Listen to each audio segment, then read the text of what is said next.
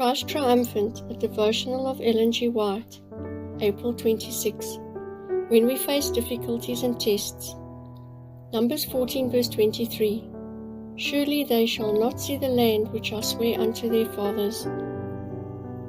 When difficulties arise in any branch of the cause, as they surely will, for the church militant is not the church triumphant, all heaven is watching to see what will be the course of those who are entrusted with sacred responsibilities.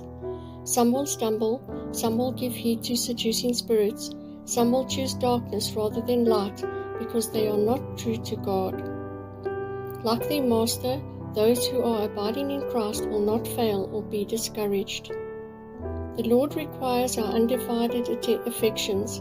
If people are not wholehearted, they will fail in the day of test and proving and trial. When the enemy shall put his forces in array against them, and the battle seems to go hard, at the very time when all the strength of the intellect and capability, all the tact of wise generalship is needed to repulse the enemy, those who are half-hearted will turn their weapons against their own soldiers. They weaken the hands that should be strong for warfare.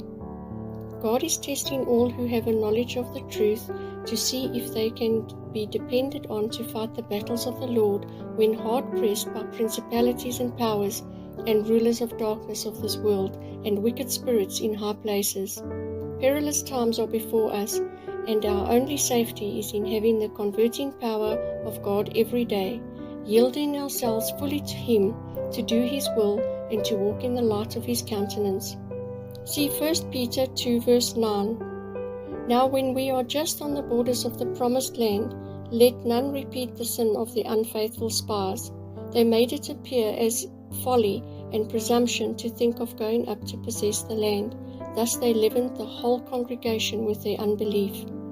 While the people were cherishing doubts and believing the unfaithful spies, the golden opportunity for Israel passed by. The inhabitants of the land were aroused to make a determined resistance, and the work that the Lord had prepared to do for them to manifest His greatness and His favor to His people could not be done because of their wicked unbelief and rebellion.